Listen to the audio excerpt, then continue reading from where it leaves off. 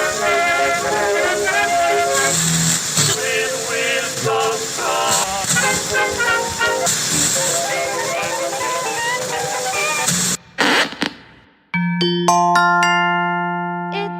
Katie Rose, straight up with a twist. What's up, humans? This is Katie Rose, straight up with a twist. I'm almost going to get right to it today. We've got a lot to talk about. I just kind of started going down the rabbit hole and was like, I want to learn. I love to read and check different studies and not just read one article, but read several and why they're contradicting theories and things like that. So I wanted to go ahead and share that information since I spent so many hours doing this in my free time.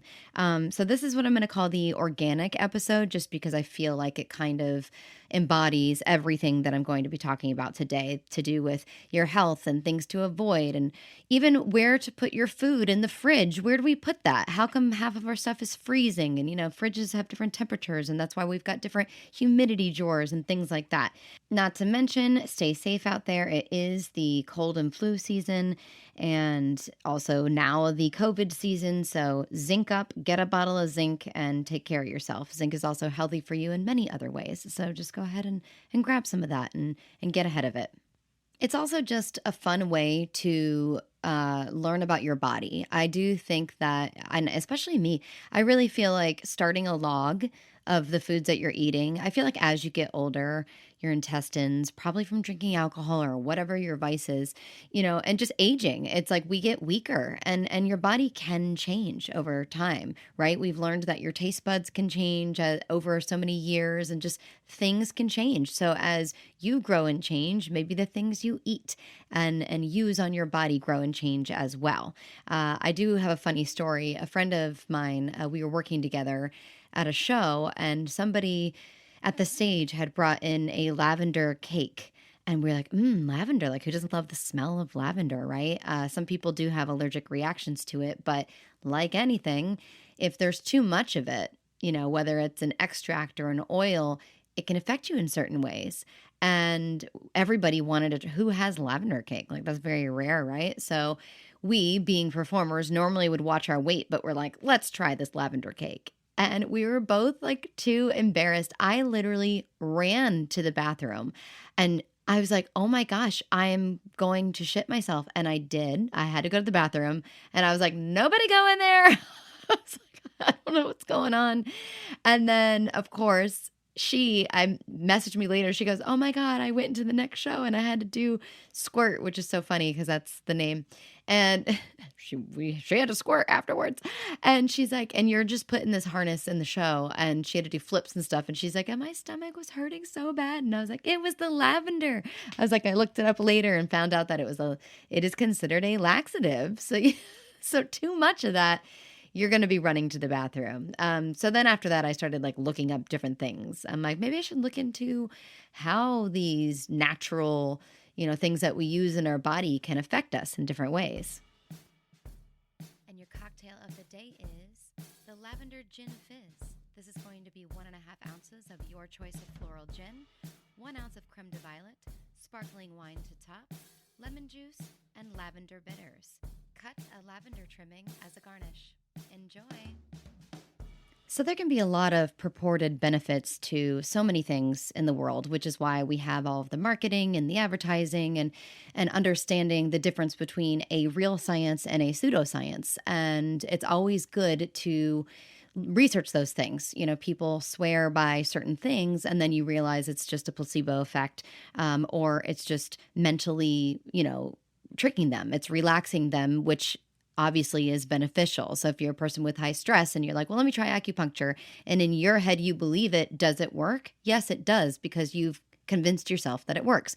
Also proving how powerful the brain is. To each their own, but you can't claim something as it 100% works, because if any of these things 100% worked, then trust me, people would know. But I did want to break down some things that are of concern. So since we kind of got into herbals and lavenders, just want to continue on kind of the tea journey here. So teas are so great for you. Like the best ones out there are like the green teas and the oolongs. And then of course, if you really go down the rabbit hole hole, then you start reading too much about it and going, oh, but if you're doing this or XYZ, if you are trying to have a baby, maybe these things are not good for you. And in fact, some teas can contain heavy metals like arsenic or lead, which is crazy. So obviously, read the labels on everything that you're looking into. But I think the sad truth is that the FDA, the World Health Organization, these people aren't. I mean, things get filtered through them, but really look at the source of where you're buying your items, because I think the sad truth is we all think we're being protected and we're not. We're like, why would you put this on the shelf? Why would you put GMO in our foods without asking us or knowing the long-term effects of these things? And it always comes down to, what are we putting in our bodies? What are we inhaling? What's going into our ozone layer? And it's the sad truth. We're paying all these taxes. We're living in this world thinking, oh, they're protecting us, right? They wouldn't just put that on the shelf, but they do. And that's why we are paying a higher price if you go to Whole Foods, if you're going to certain places, because we are getting these things looked at. They are going through extensive research facilities and other forms of vetting these products so that by the time they reach our hands, we don't have to do all the brain work and wondering where did they come from.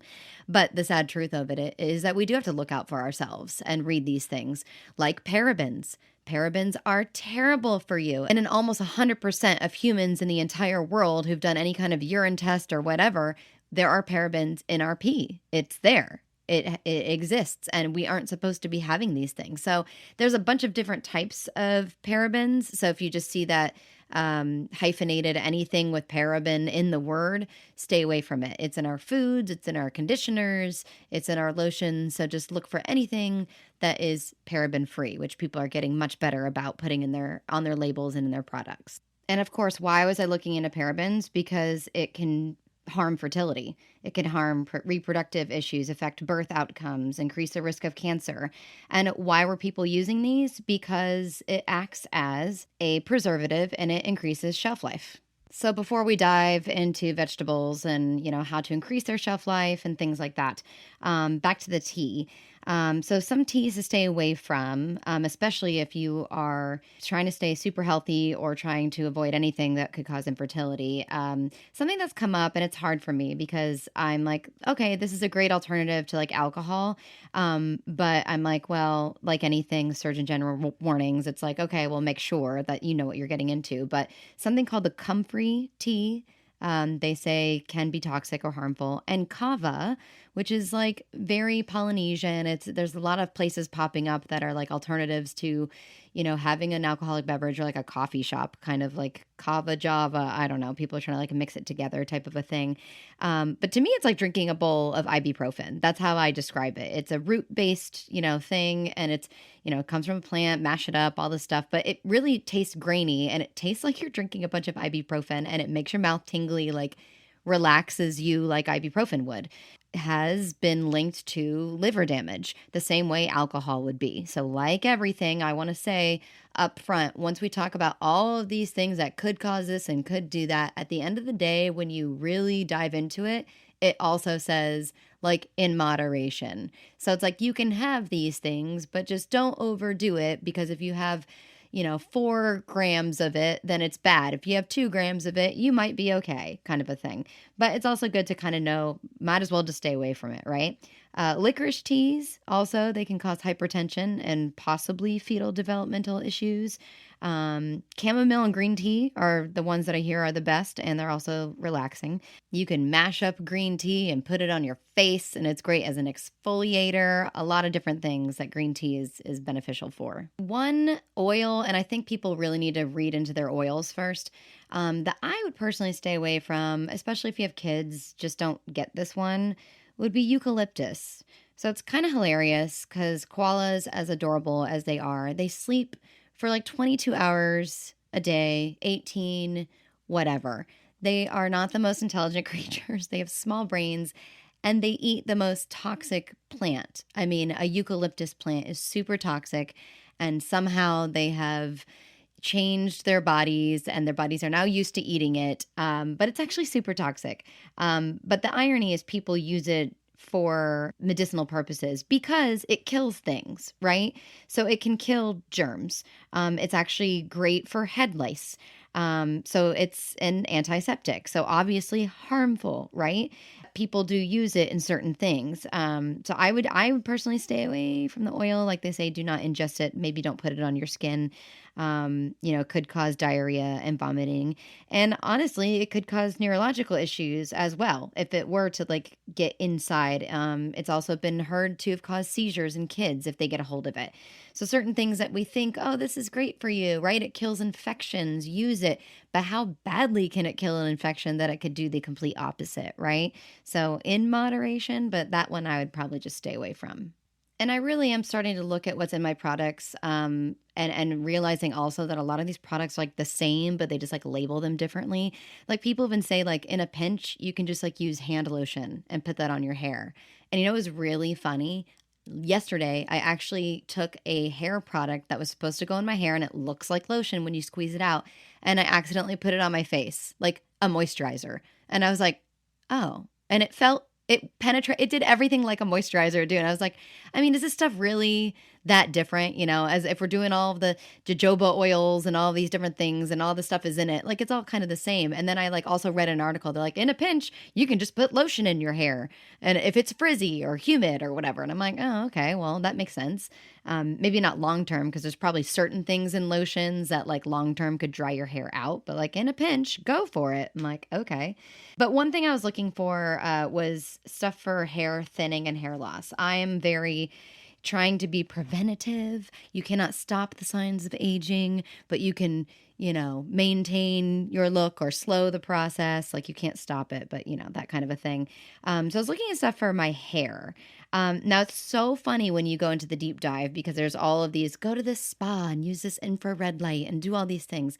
And while that is true, there's also just the sun. Like maybe give your head, like it's like a plant, right? Like even dermatologists, it will explain your hair growth like a plant. So I'm like, give it some sun, give it some natural oils. And the one thing we are not doing anymore, and it was so funny, I found this like $480, that was half off, this helmet that you wear and it's infrared light and you wear it and it's a helmet and that's supposed to like make your hair grow. Now, while there are percentages and outcomes of studies, all of these things you have to do forever and ever and ever. Amen. So think about the investment. Like how long is this product going to last? And you're going to buy another $500 helmet, so that you can get some infrared light. I might go out in the sun for a little bit. So once I went down the rabbit hole, I personally feel like for hair thinning, hair loss, things like that, first of all, if you can react to minoxidil, go for it. My hair fell out. Like literally in giant clumps. I cried. I was freaking out.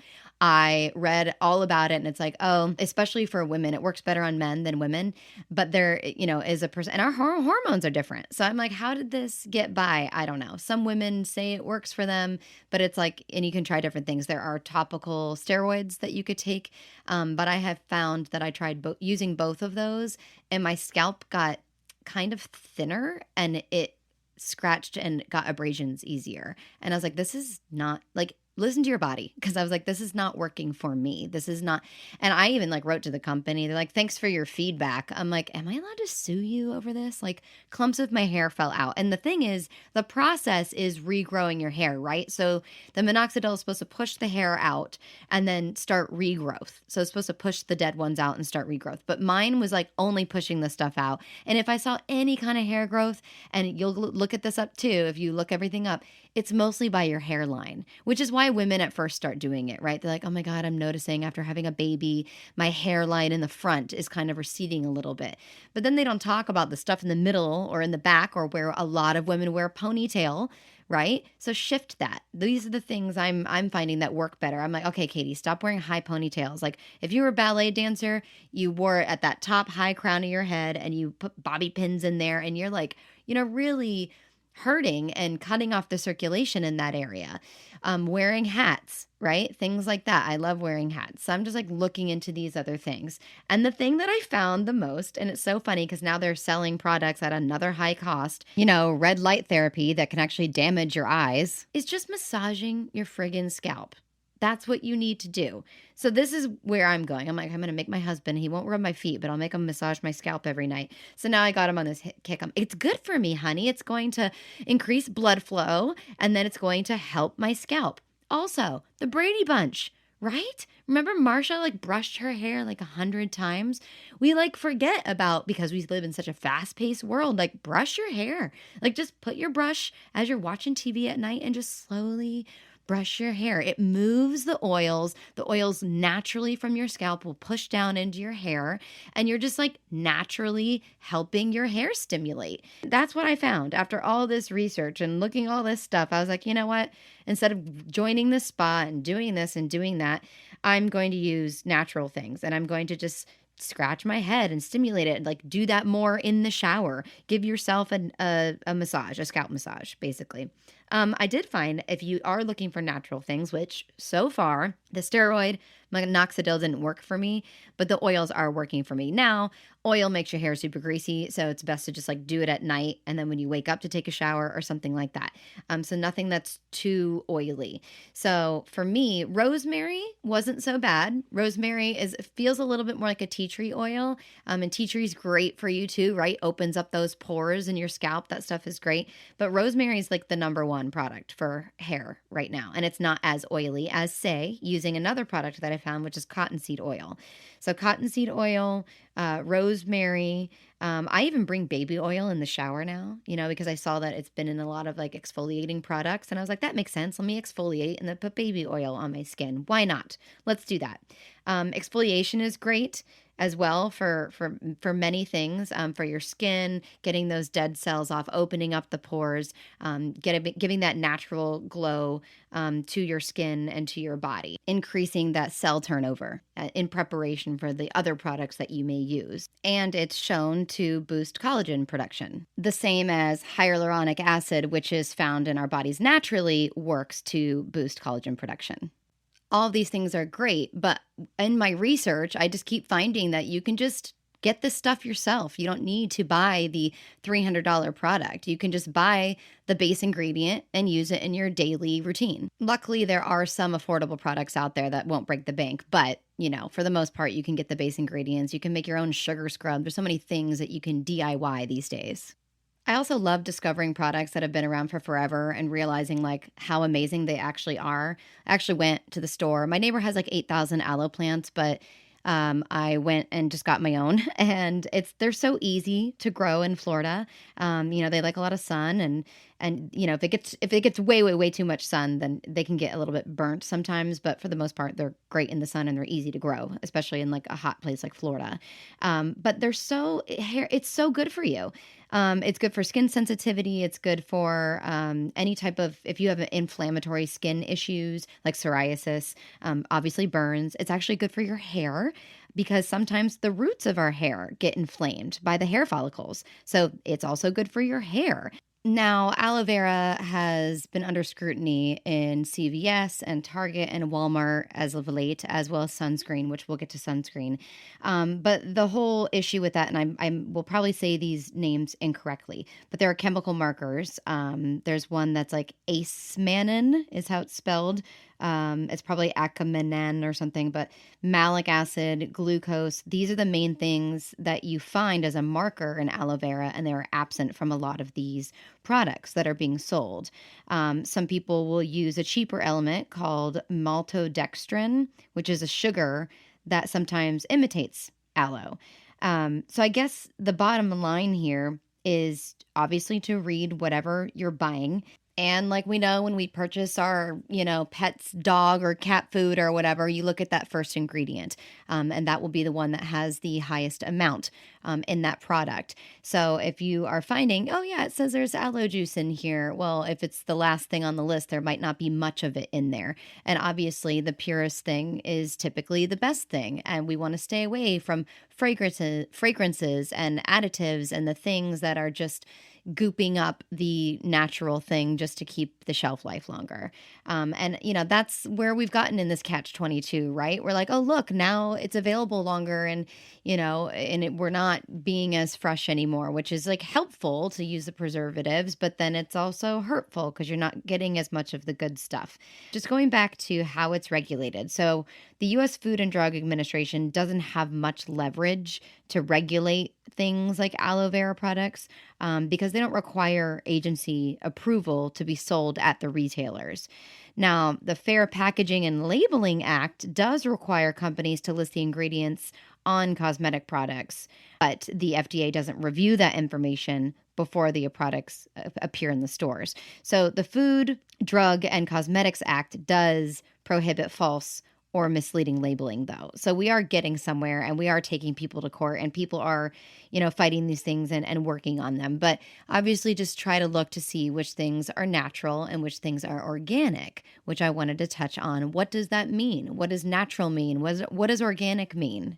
So, to be able to call something natural, that refers to any ingredient that is not made in a lab. It's not synthetic. It comes from sources like plants. However, that can be kind of a vague term that is being used, right? I mean, people have different allergies, and you still have to be sure what you're putting on your body is going to help you and not hurt you. While poison ivy is all natural, we certainly don't want to be putting that all over our bodies. So making sure that you're reading those ingredients and paying attention to what your allergies are. And just because there is an ingredient that is natural in a product doesn't mean that it is chemical free. A certification label is really the only way to guarantee what a product is, whether it's natural or organic. So for it to be organic, it has to be herbicide, pesticide, or fertilizer free. So really, organic is the one that's looking out for you more so than the word natural, which I feel like in marketing, people just are like, it's natural because it has this one natural ingredient in it, or organic is really going to be the best way to go. And because any product labeled with that term organic must be at least 70% organic.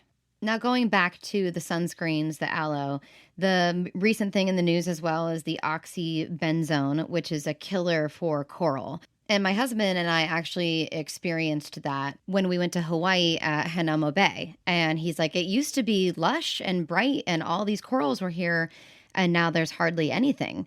And it just links that coral bleaching and the parabens again were detected in the surface of the waters and the fish and the sediment.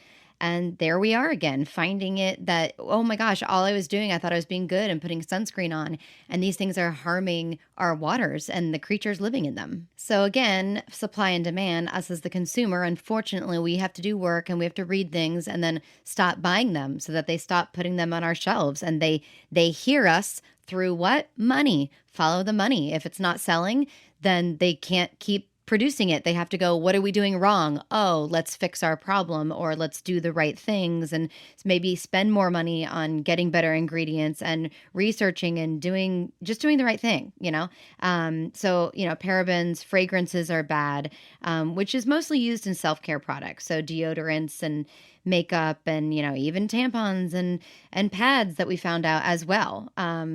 People are cracking down on these things, but we still have to do our due diligence as a consumer. Okay, so let's talk about other things that are great for your skin, right? So we talked about green tea, which has the antioxidants and anti-inflammatory properties. The caffeine wakes up your skin. So those anti-aging benefits, which nobody can anti-age, let's just throw that out there. We should just change that whole thing. Those are attributed to the polyphenols, which is a type of flavonoid found in plants. So it's actually great for acne. Helps with, what is it called? It's like a sebum secretin, something like that, which is what leads to acne in the first place. So green tea for acne, right? I just love how all these things just come from nature and it's like right there. It's like, hello, backyard. And obviously, well, some of these things are only grown in certain areas, right? So we wouldn't be able to have access to them anyway. So then we do depend on these suppliers to kind of come up with that for us and let us know, like, Thanks, botanists and all these, people that looked into it for us already. That's what we are paying for, right? Is hopefully that they did the research and they're not giving us something that is a filler and doesn't actually do anything, and I guess I kind of understand why they wanted to add all these other things into it to make the shelf life longer for the product, right? It's like you kind of understand why they went there in the first place. But I did find this powder. It's called Multani Midi. It's just this really cheap powder that you can mix other things with and then use it like a mask on your face. So you can mix green tea with that or any kind of like water, like a rose water or an oil. And the powder itself is organic, pure, and natural. And it's alone, it reduces fine lines and wrinkles and it helps with dark spots and things like that. So even on its own, they call it like a clay. So I bought a box of that. Retinoid cream is great for stretch marks, but not to be used during pregnancy. Probably the same reason why they say don't put injections in your face and things like that during pregnancy. It's strong. But otherwise, cocoa butter, shea butter, vitamin E, you can cut that straight from the capsule and put that on your skin. Granted, it's sticky, so you might want to mix it with like a coconut oil or something like that. All that stuff is great for stretch marks. And think about it too, vitamin E, any of these things that are like good for scars and scrapes, you're like, well, then obviously it's good for your skin, right? It helps heal your skin, just like Neosporin. So Multani Midi, they even call it like an Indian healing clay. They use it with like amla powder, any of that stuff that you can even put it in your hair too. So it's like a mask for your hair. So some good stuff and it's cheap. Okay, so something new that I found, it is called Centella, Centella. And the boxing looked super professional and it was very cheap. I was like, this looks like a product that you'd buy for $200. But it's supposed to help with, and get this, epidermal thickness, skin elasticity, and skin microcirculation. And of course, ending with great skin appearance. So this is like new. And so I'm giving it a try. It feels good on my skin. So far, so good. And it's cheap, guys. That's what I'm trying to do is find the stuff that is cheap. I mean, I feel like doing any type of lotions, right? I don't think there's any miracle cure, but I feel like putting something to moisturize your skin on your skin every day would be good. Scraping off the dead cells, no matter how you do it, is still going to be beneficial. It doesn't need to be the most expensive thing, but there are certain things that may work better than other products.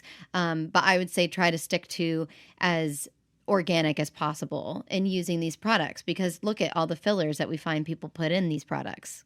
Okay, and then I can't say enough about this particular oil, and people pronounce it differently. They say jojoba because that's how we would say it, jojoba, or the correct way apparently, which is jojoba. So the J is just an H through and through.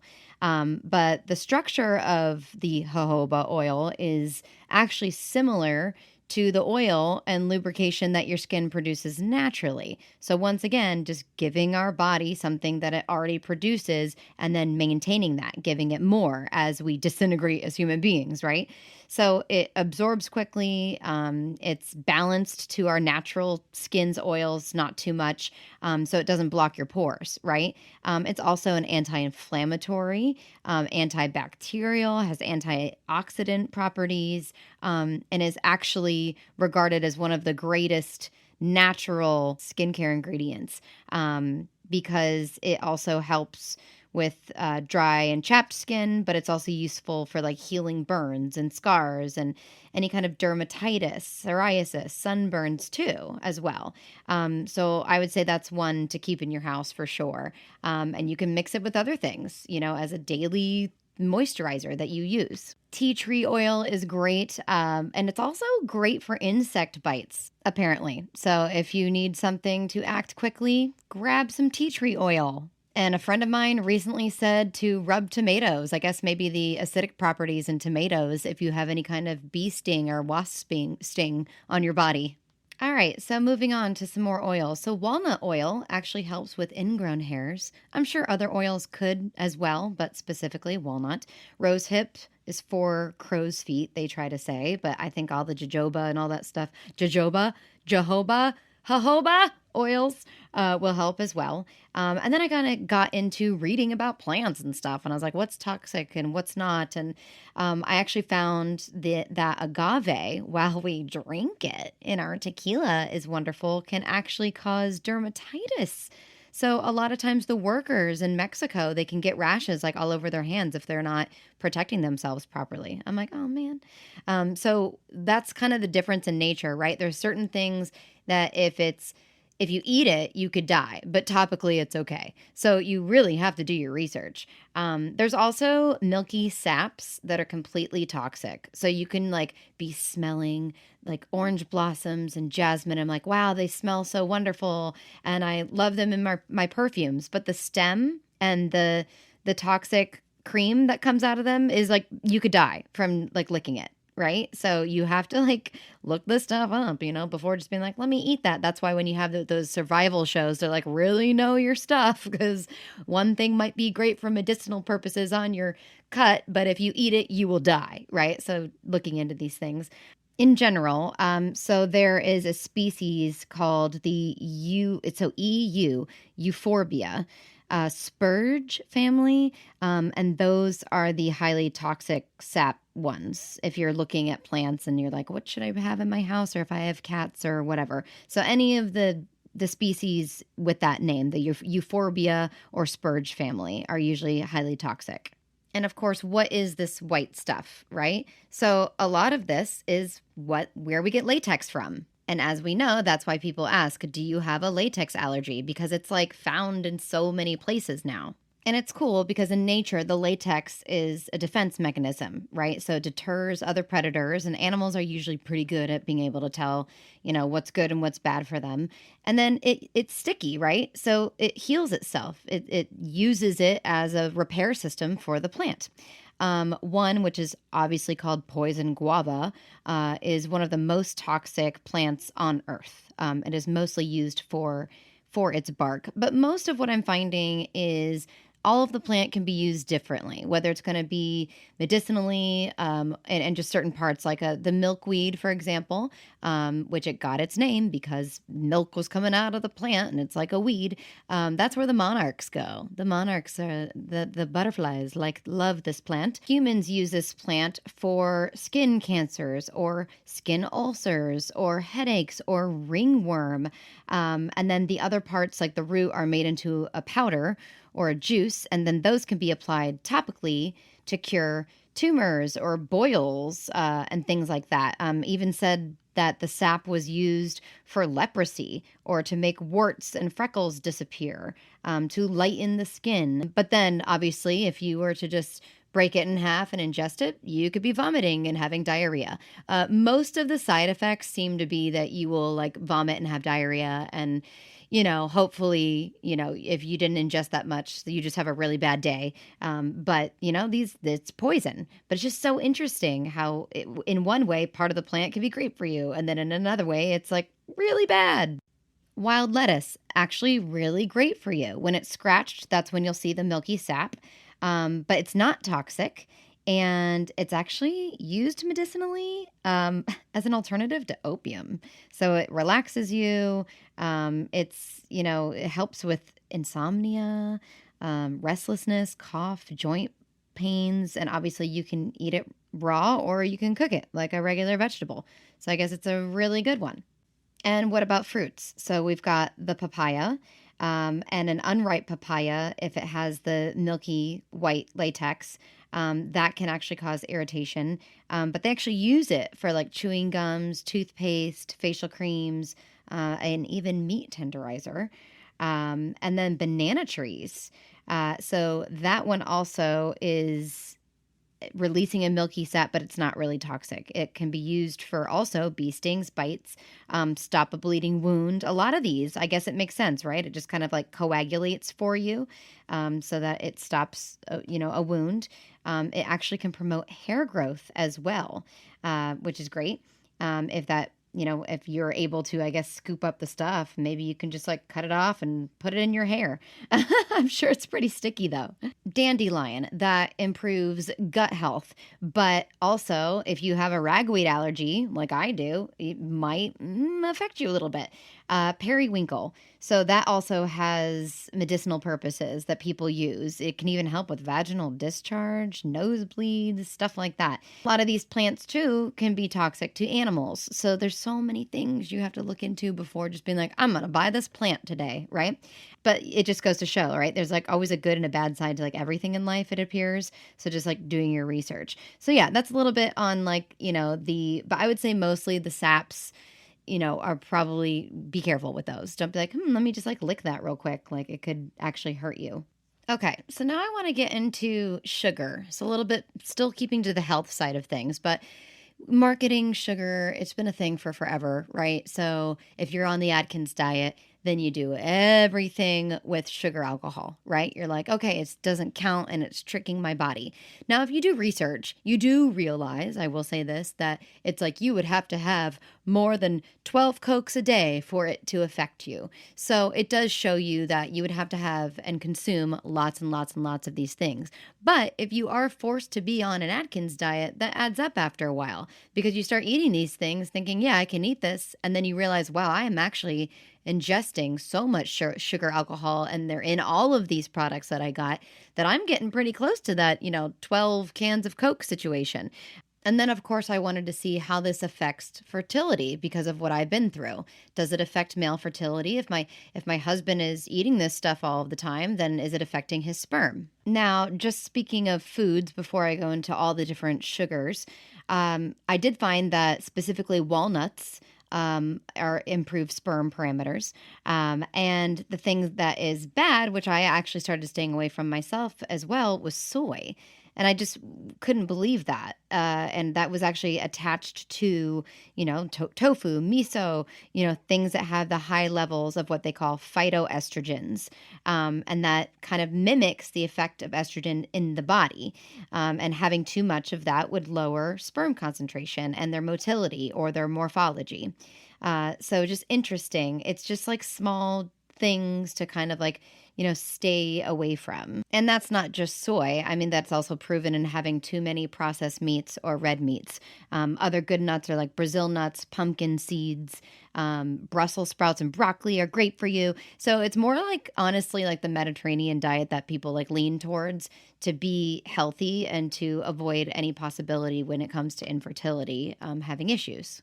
But some of these sugar alcohols actually do contain calories and carbs that can be converted into what? Sugar. So you actually have to count and make sure if I'm going to have something that has sugar alcohol in it, which is about 2.6 calories per gram, then you got to start counting those per serving to be sure that you're not getting too many of those calories or carbs. Whereas artificial sweeteners contain 0 calories. Now, one study on the infertility that I was really upset to read about was stevia. So it can cause progesterone in sperm to have motility issues, apparently. And it was just something that a 2016 study found that human sperm cells exposed to the steviol experienced an increase in that progesterone production. And so that one was a little bit shocking to me because I was sitting there thinking, I'm going to read this and, it's going to be the best one. Then to come to find out that Truvia, Purevia, all these other natural stevia things actually can be mixed with other sugar substitutes. It was associated with a decrease in sperm count and even lower testosterone levels. And I was reading that it could be ovulation inhibiting, so just to avoid it in large amounts. And I think that's really what it comes down to. Technically, it's probably like, no, we can't say this because it would actually take 40 packets of this stuff to actually show that it can cause infertility. But then I guess people are like, well, I might as well stay away from it if it can actually affect my genes. If another study was talking about it could morph your genes, if you have too much of it. So then, of course, people get afraid to use these things. And of course, anybody with diabetes or if they're doing a low carb diet looks to these things. But as we have learned, your body can easily digest sugar and then use it for energy, but it can't absorb or fully digest sugar alcohols. Even the sugar alcohol erythritol was associated with a risk in cardiovascular events. And the one that I definitely know is true is that it can cause gas. Like it can cause you to have to go to the bathroom quicker. So, like, if you've noticed, if you're a person that is on a low carb diet and you're farting and got to go to poop a lot, it has kind of a laxative effect. And if you don't believe me, it's on the label. So any product that has the added sorbitol or mannitol will actually say that it can have this laxative effect. But the FDA does not require that you list erythritol on there. So, you win some, you lose some. And like I mentioned, some of them still do have carbs in them. So they might be lower than a regular sugar, like half the amount of what sugar would be, but you can still gain weight if that's all you're doing is you're having a sweet tooth and replacing everything. Plus, I think there's risk in teaching yourself like what sweet things are tasting like you get used to like a certain sweet that's not real.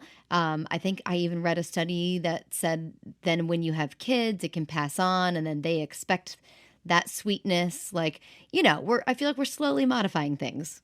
And as we could all agree, natural, regular sugar tastes delicious, right? So why deprive yourself of that? Just have less of real sugar, rather than teaching yourself to, kind of eat all of the fake sugar things. Oh, I'll just have more of the fake sugar because it's okay if I have it, right? So now I can have all this sweet stuff rather than training yourself to only have the sweet stuff every once in a while.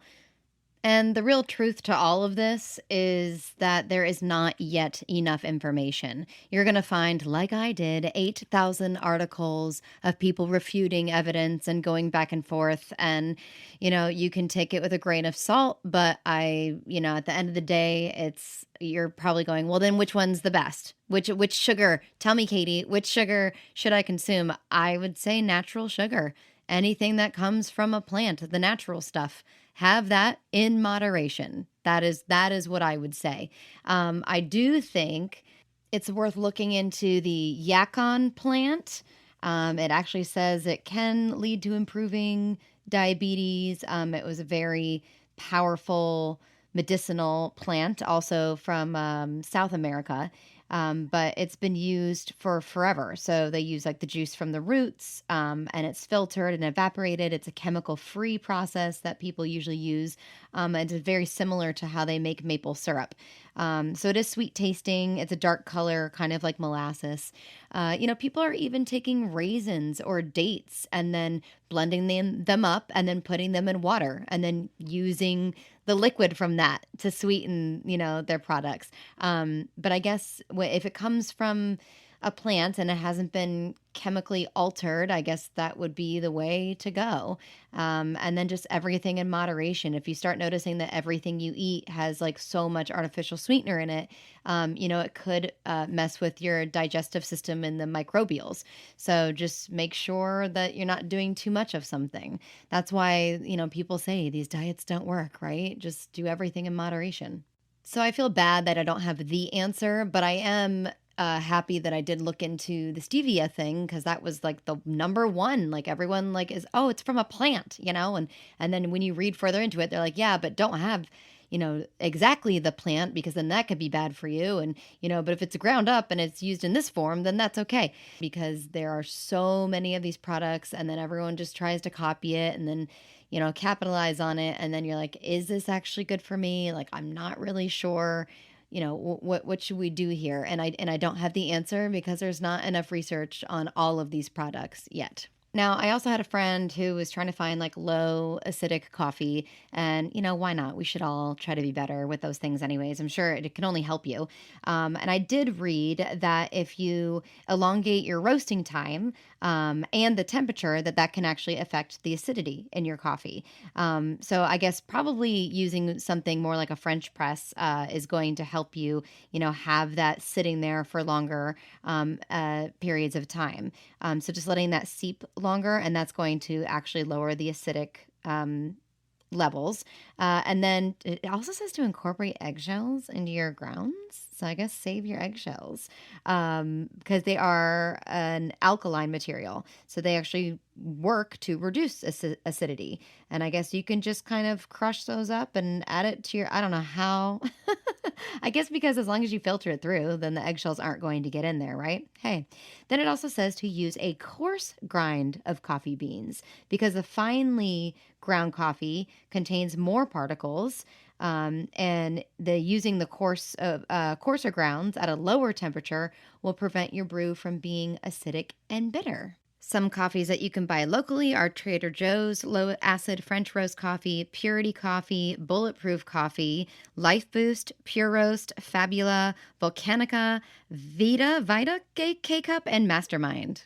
Another fun fact, Betty Crocker icing is like pretty much vegan by accident. They didn't even mean to do it. It just happened to be that it was mostly dairy free and vegetable oil and natural sweeteners.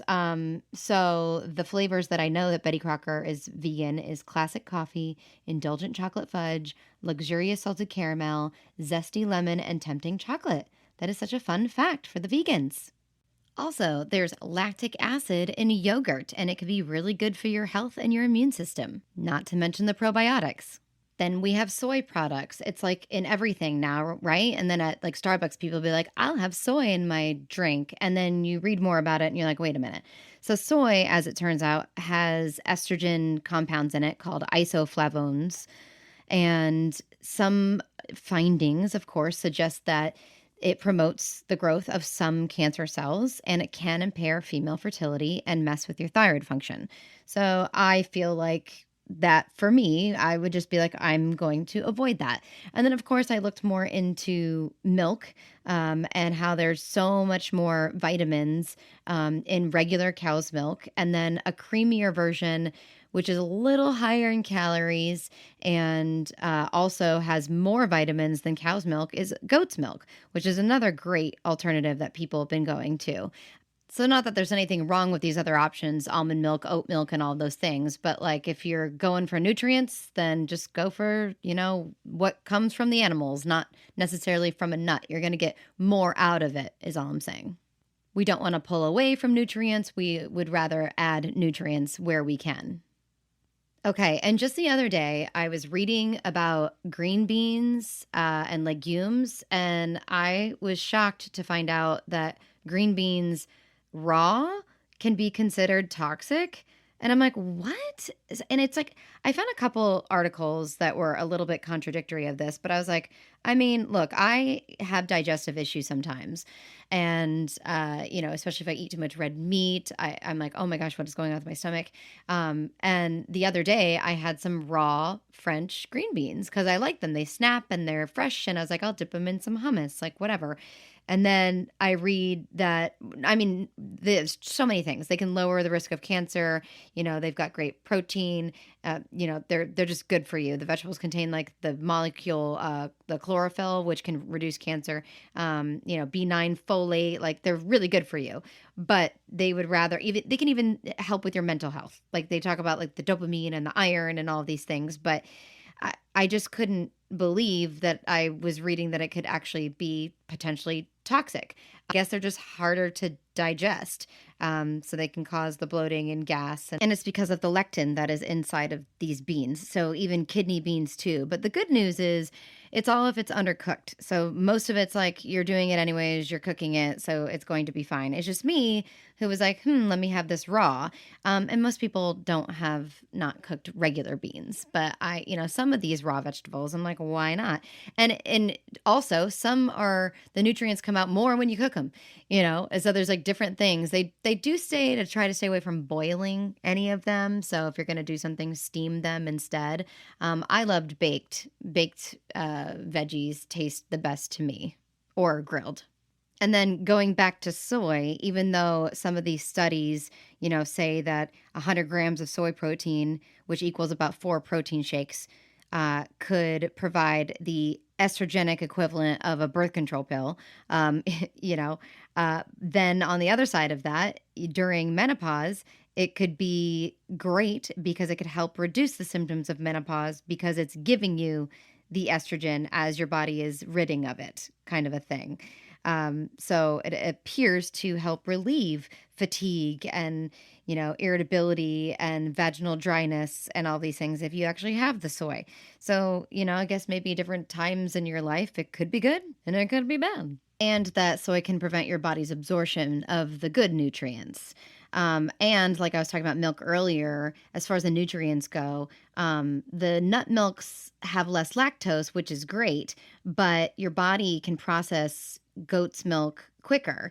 It's fattier, it's got more of the fat globules, and it's easier for your body to digest. And apparently, lunch meat has lactose in it. So stay away from that if you're lactose intolerant. For the most part, I'm reading that soy can affect your hormones. So if you're doing hormone therapy, you certainly wouldn't want to be drinking soy. Some people say it can decrease the FSH levels, and people who are premenopausal, which obviously would impact fertility. And it might increase estrogen in people who are menopausal. So, like I said, it's knowing when you should be eating these things. Okay, foods that are really yummy to eat and are really good for you. So obviously beautifying from the inside out. So we're putting vitamin C on our faces when we could just eat vitamin C. Kiwis, broccoli, also high source of vitamin C. You wouldn't think that. Oranges, of course. And kiwis also, I mean, I read somewhere that it said it can also be like a natural laxative. It also helps with pimples and things like that. But yeah, broccoli. I was like, oh yeah, I forgot about that one. Because you don't think about that. You always just think of the fruits for vitamin C. Carrots. So vitamin K. If you've had a baby, they're like, can we give your baby a vitamin K shot? Because it helps them clot. And not bleed out if there's any issues or something along the way. And of course, if you're an anti-vaxxer, you might get freaked out by that, but not to worry because this isn't like a vaccine. This is something that is providing vitamin K to a baby in the short period of time until their body can start producing it themselves. Because, back in the olden days, babies, newborns who are not getting vitamin K shots are 81 times more likely to develop any kind of severe bleeding than those who do not get it. And it's something about crossing the placenta. So that's why it's not getting to the baby when they're young. And it's just something people figured out. So think of it as them injecting a carrot fluid into your kid so that it can, stay healthy with that, beta carotene antioxidant, to help them coagulate before they start producing it themselves. And then it just flushes out of their system. So it doesn't like stay, and it helps lower cholesterol. Carrots do, broccoli as well, avocados. And these are things I would choose over like apples or pears or bananas simply because of the sugar. Onions help with blood clotting and obviously lower the risk for heart disease. So good for your heart. Also a good source of vitamin C, shockingly. They have vitamin B6, potassium, folate, garlic, full of awesome, valuable nutrients, even vitamin C, calcium, magnesium, phosphorus, thiamine, really good stuff. Also helps to boost your brain and bone health. Like I was saying earlier, steaming is better than boiling because veggies can lose their nutrients. So if you have to go, and I also wanted to say, if you have to go non-organic, soak your veggies first. Just soak them for like a few hours before eating them to get any of those pesticides out. Also, I know we all hate going to the grocery store sometimes, but try to live a New York life and go day of to get your veggies because they lose their nutrients so quickly. I mean, as quick as 3 days. So just hurry up, get those things, buy it day of and have your veggies on the side. Freeze your meat, that's fine, but get those veggies fresh if you can. Also, keeping those things fresh, everybody should get Greenie Bags by Debbie Meyer. It absorbs the ethylene gas, which causes decaying. So we should do that as well. My husband introduced me to those and I love them, and it does keep my food fresher longer. I also have this fun thing. It's called jarware, but it's a zucchini cutter. So if you ever want to make like the best like zoodles, you just screw it onto the top of a pickle jar. Pickle jar is the perfect size. And then, well, like the big size pickle jar. I always get Clausen, and it makes just the perfect spirals for that. A friend actually showed me that one as well. So let's get to how we should store our food. What will hasten the ripening process, right? So we don't want to put onions next to apples. We don't want to put onions next to potatoes. This goes for garlic as well. Now, we do this for potatoes, and I know that some people do this for garlic, but onions also should be in a cool, dark place. Apples should also not be next to other fruits because they emit a lot of the ethylene gas. Unless you want your bananas to ripen super quickly, then you can put those with the apples. Same thing with melons. Keep melons alone and separate and on your countertop. Now, cauliflower is super sensitive, so it's best not to store it in the same drawer as apples, which, as we talked, let's just put apples on a counter in its own separate bowl, anyways. But cauliflower actually needs to breathe, so sometimes you'll see punctured plastic bags, so you can just keep it how that is. Otherwise, make sure it's not closed off and that there is a way for it to breathe. And it's a good place just to put it in the drawer inside of the refrigerator with the other vegetables. Store mushrooms in a paper bag and make sure that they're not near other foods where it can absorb like the smells very easily, because mushrooms are absorbers. So it's going to take anything that's near, even like leftover food that's in your fridge. It can just like take it on. Vegetables will spoil more quickly if they have excess moisture. So that's why we have those crisper drawers in our fridges now. So make sure you're utilizing those. And there is a temperature control. So any vegetables that become warm in your car or in a tote or anything like that, allow them to return to room temperature first before you put them in the vegetable drawer. That way we're not going to have condensation and get moisture. Greens should be washed and dried. And then you can actually store them with layers of paper towels between them to kind of help with that condensation as well. And I feel like I have to say this, granted, eating a bug isn't going to kill you, but wash your leafy greens because there are little mites that can be on there. And people just like pull their lettuce out and they start eating it. And I'm like, you might want to check. There could be some little bugs there, but it won't kill you. I mean, bugs are protein, right? Maybe one day we'll all just be eating bugs.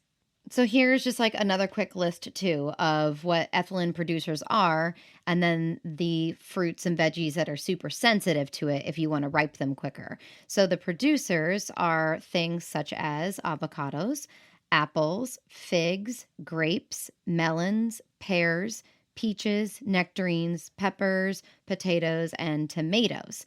Now, the ones that are sensitive that can get all messed up are bananas, unripe, broccoli, Brussels sprouts, cabbage, carrots, cauliflower, cucumbers, leafy greens, lettuce, onions, and squash.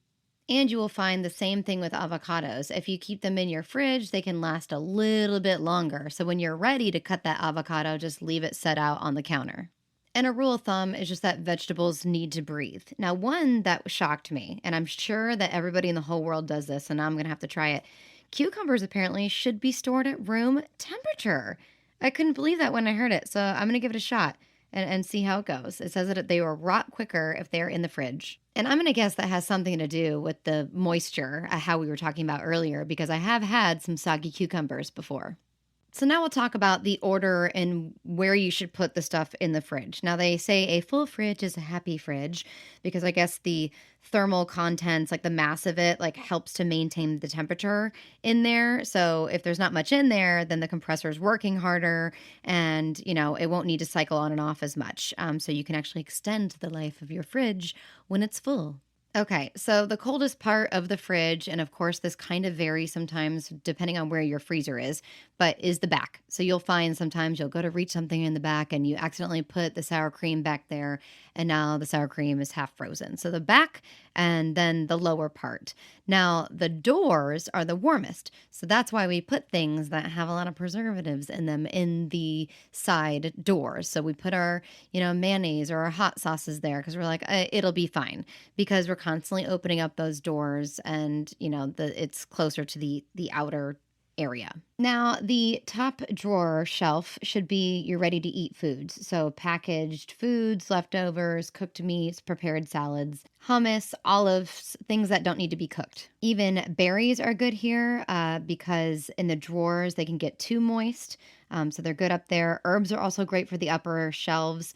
cooked meats, leftovers, beers and ciders, and most ready to eat foods. Bread and eggs are one of those tricky ones because over the years that has kind of changed. Freezing your bread is great, but if you leave it in the fridge, it can just dry it out. So it's like pick which one you want to do. Or using a bread box, of course, which that was like the old way of doing things. And then eggs actually need to be more in the center of the fridge, not in the door because of the temperature change. So you want to make sure that the temperature is consistently flowing, which is why they say to keep it in the center. And then also not in the door, like we've been doing, is putting your butter there. So we actually want to keep our yogurts and our butter and our milk cold. So a little bit more towards the back, but on the middle shelf. So milk, cheese, yogurts, butter, anything dairy, basically, to put on that middle shelf and to keep it away from other things like raw meats and stuff like that, which is why the raw meats go on the bottom. And we do this too because meats can drip and leak, although they should be wrapped. Also, tomatoes should go on the counter. Now, most of us get really confused on how to use the humidity drawers. So the rule of thumb is anything that wilts, put that in the high humidity drawer. Now, obviously, how do we keep things humid? It's by closing it in, right? So you want to make sure that that little tab is actually closed and no air is coming through, and then that keeps it more humid. If you want your refrigerator, humidity drawer to be lower, then you open it a little bit. And luckily, a lot of the fridges that we have today tell us where to put all of our lovely foods. Think about it the way when you go to the grocery store. If, they're using all the water and on the leafy greens and you want to keep those, nice and wet and fresh. And when you go get tomatoes, they're just out there, aren't they? Right? They're not in the fridge section, right? So try to think of how is the grocery store doing it and why would they be doing these things, just to keep that in mind. Now, there's a whole section on cheeses as well, but I would say look into that. But they say that you can use wax paper or parchment paper to wrap some of them. And obviously, there's going to be a difference in moisture between a sharp cheese or a Parmesan and then like something like a brie that needs a little bit more moisture. So always look into each individual cheese and how you're wrapping those as well. Typically, the pre-packaging is telling you, hey, this is how I like to be wrapped. So try to mimic that because especially once oxygen hits this stuff, it can start to mold and it can get really bad. Also, don't forget to put your flour in the fridge. Okay, guys, well, that's all the information that my brain can handle today. There are so many different things, and of course, if this happens, then what happens with this? But these are just things to keep in mind. And also, you don't need to spend $1 million, right? We're trying to do our best to find things that are natural, that are in the products that we're spending all this money on, but then just buying the base ingredients. So I've got a whole big bottle of jojoba oil, and I'm going to lather myself up with it. So thank you guys for joining me. This has been Katie Rose, served straight up with a twist.